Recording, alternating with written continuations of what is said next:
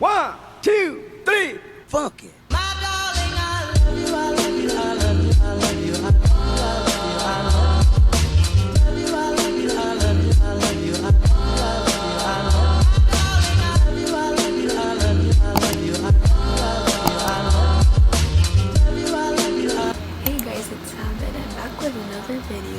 So, as you can see from the title, this is gonna be a first impressions review on the Good Brow PH Brow Soap.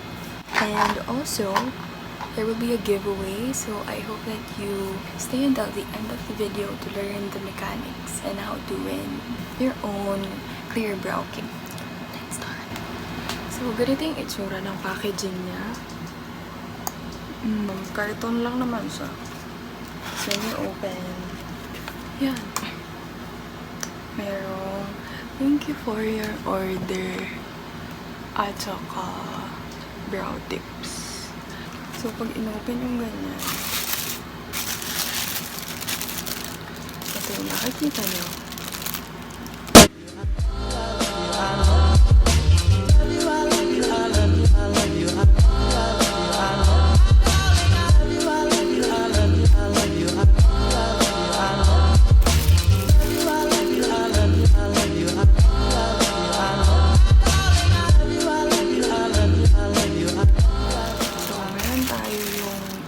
Itself, dalawang spoolie, mga natuyong flowers. So, kasama yan pag bumili kayo.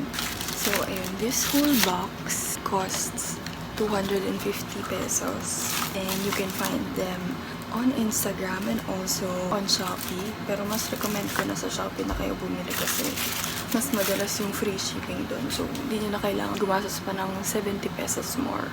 Sa shop kasi nila sa Shopee, minimum 199 para ma-free shipping ka. Ito naman ay 250. So, free naman tayo sa Shopee. Ito na lang tayo.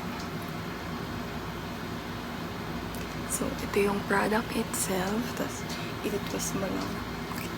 Tapos, ito yung itsura niya. Sobrang clear lang siya. No? Mukha siyang clear glue. Huh? Wala naman siyang amoy. Tsaka hindi naman siya sticky. So, ang sabi dito, Good brow helps you achieve fuller and detailed brows, making it appear bushy or feathery, while allowing you to style them with your favorite eyebrow pencil or gel. So, yun ang itatry natin today. So, nagtingin-tingin ako kung yung mga tao ba may ginagamit pang brow product na kasama nito, or ito na lang.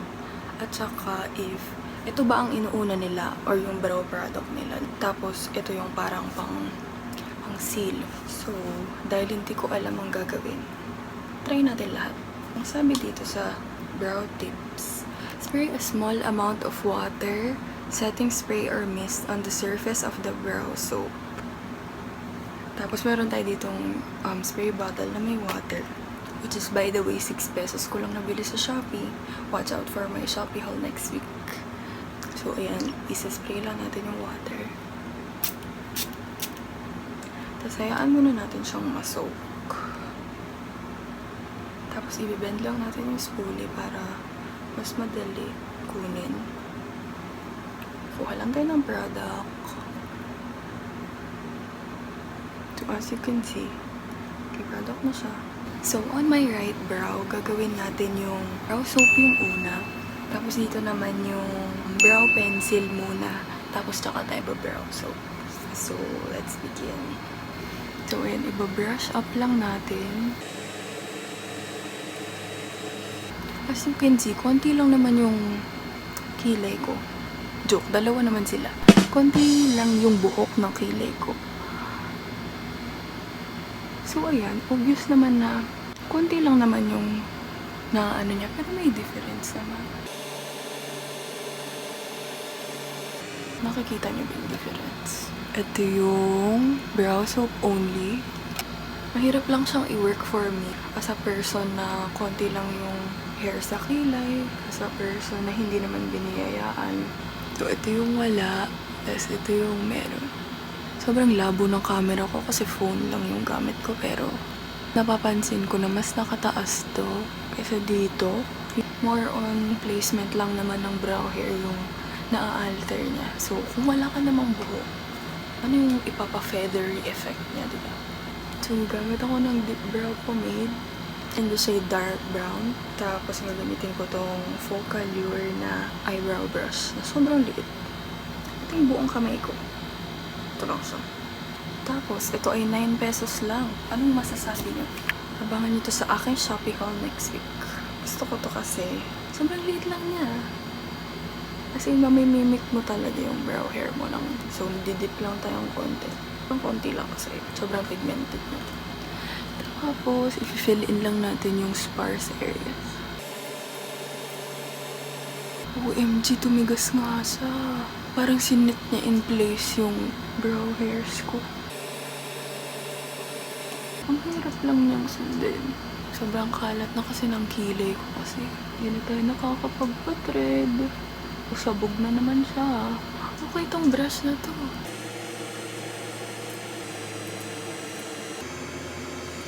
Yan. Medyo okay na ako dyan. Kaya ba okay kayo dyan? Okay lang?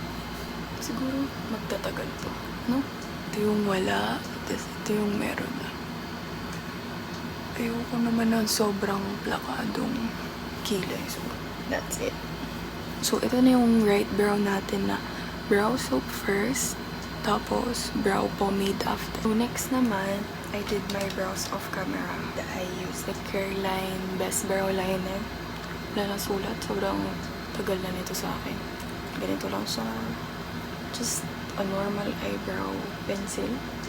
Ito yung itsura niya na brow pencil lang. Ididip lang natin siya dito ulit. Ang lamig. Nakita niyo? Wow! So, ano mas gusto ko?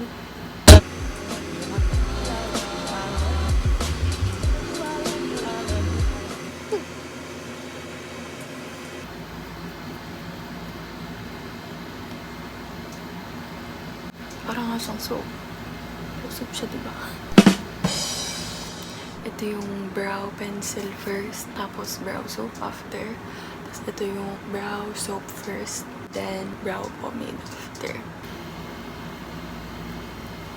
Hindi naman siya sticky. Hindi naman siya uncomfortable. Parang nung una lang, medyo may tightening effect siya.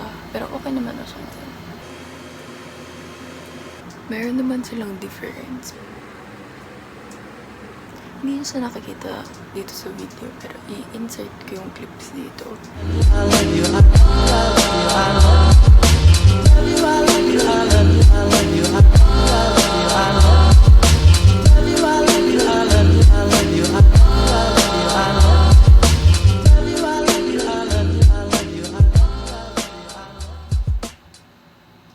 So, for my final thoughts on the Good Brow Clear Brow Soap, I feel like mas gusto ko tong brow soap first, pomade after. Kasi, isi-shape mo muna siya, tapos tsaka mo na lang i-fill in yung sparse areas. After mo dito, pwede mo rin imimik yung brow hair dyan sa harapan. Okay yung look nito kasi parang mas kompleto siya, if that makes sense. Compared to yung brow pencil muna, tapos tsaka magba-brow soap. Ako kasi, ina-outline ko muna siya. Yung tail muna, ganyan. Tapos, iba yung binibigay kasi na shape nito. I-shape niya yung brows. Tapos noon, kikip niya na ganun yung itsura. Feathery, ganun. Ipunahin mo yung brow pencil. Tapos noon, saka mo ito ilalagay.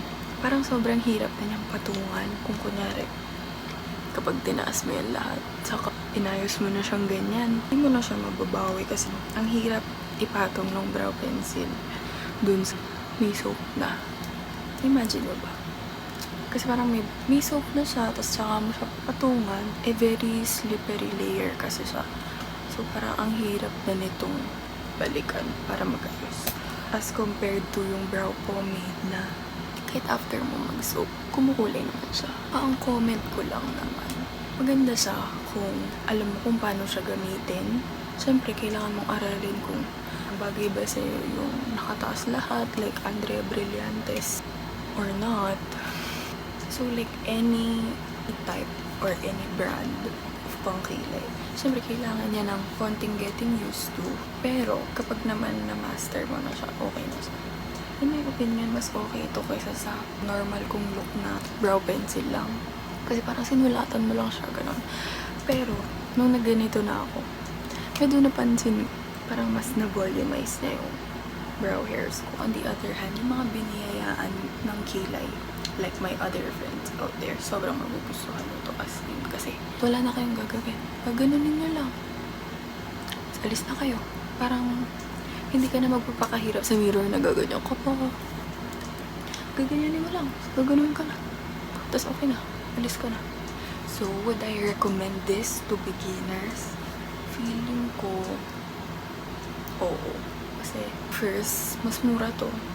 So, mas beginner friendly. Kasi, syempre, kapag una mo pa lang, hindi mo naman alam kung saan ka magsisplurge. Parang very hesitant ka pa na bumili ng mga mamahalin, di ba? In general, sa market, mas mahal yung brow mascara pangpatong mo after mo mag-brow pencil. Mas mahal yun kaysa dito. Kasi parang yung una kong brow mascara, 379 ata. Tapos ito, 250 lang. Tapos sobrang laki sis. Ang tagal niya bago siya maubos. So ito, very marirecommend ko siya. Kasi yung pag-brush up requires zero talent.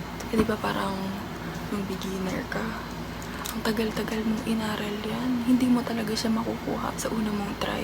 Dito rin naman, aaralin mo yung bagay sa'yo na shape. Pero as in, kung ginamit ko ito nung beginner ako, mas madadalian ako kasi ibabrush up mo lang ng ganyan. Tapos kung anong mapapansin mo na walang buhok, edi yun yung lalagyan mo ng pomade. So as for me, mas prefer kong brow soap muna bago ako maglagay ng brow product. Pero syempre at the end of the day, kanya-kanya naman tayo ng preference. Kung gusto mo na mas nauuna yung brow soap, edi okay lang. Kung gusto mo na brow pencil ka muna, okay lang rin naman yun. Wala namang magagalit sa'yo. Ayun, so ano ang ating final verdict? Okay naman siya, very compact siyang dalhin.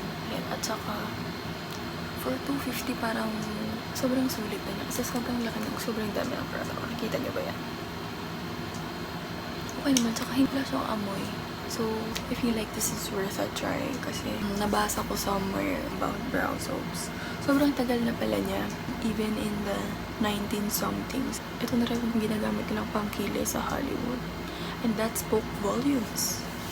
So, ayun, I just wanna say thank you to Good Brow PH and Good Brow Pasay for trusting me and for giving away another brow kit to a lucky subscriber. So, parehas tayo. May ganito ka din. May ganito ka din. Meron ka rin 2 spoolie at saka dried up flowers. So, if you wanna win your own Good Brow Clear Brow Kit, you just have to, number 1, like this video. Number 2, subscribe to my channel down below. And don't forget to click the notification bell. And also, to subscribe to Gab Vlogs. I will put a card right here. Or dito ba? Sorry, hindi ko alam kung nasan sila. And also, I will put it down in the description box if you can't see it here. Third, you have to follow me, sabpozon, and at Good Brow Pasay on Instagram. And number 4, comment your favorite brow product along with your Instagram username. There are also optional entries down in the description box if you're interested. And that's it for this video. I hope you give it a like, and I hope you guys are subscribed. Make sure to be following at sabpozon and at Good Brow Pasay because we will be announcing the giveaway winner on July 11. So that's 3 weeks from now. I-announce lang namin siya sa IG stories ng mga account namin. So make sure to be following. And if you wanna know more of my Shopee haul, including this 9 peso eyebrow brush and also this 6 peso spray bottle, I hope that your notification bell is on so that you get notified when I post next Saturday at 5 p.m. Thanks for watching, and I hope to see you soon. Bye! Required ba yung montage sa nagmamaganda? She's a Mona Lisa. Everyone's lining up to see her. There must be something about her features.